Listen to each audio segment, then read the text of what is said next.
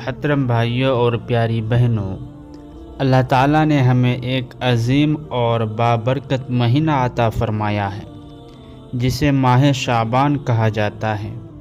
یہ وہ مہینہ ہے جو رجب اور رمضان کے درمیان آتا ہے، اور اکثر لوگ اس کی اہمیت سے غافل رہتے ہیں۔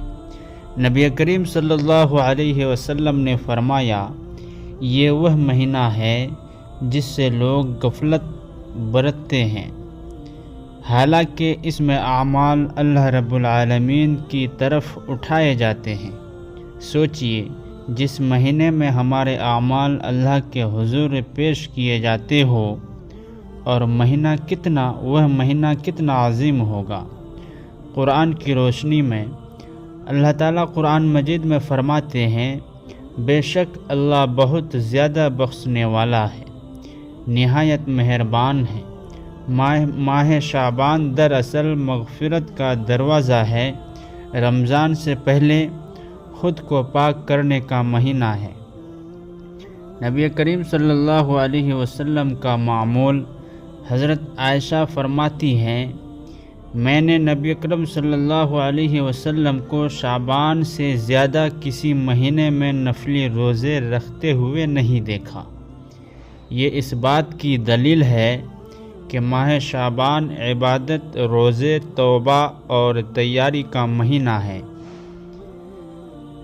15ویں شعبان کی رات نبی کریم صلی اللہ علیہ وسلم نے فرمایا، اللہ تعالیٰ شعبان کی 15ویں رات آسمان دنیا پر نزول فرمایا، اور مشرک اور کینہ رکھنے والے کے سوا سب کو معاف فرما دیتا ہے۔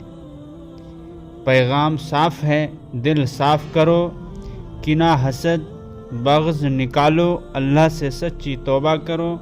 ہمیں کیا کرنا چاہیے میرے بھائیوں اور بہنوں؟ ماہ شعبان ہمیں یہ پیغام دیتا ہے، نمازوں کی پابندی، نفلی روزے، درود شریف کی کثرت، گناہوں سے سچی توبہ۔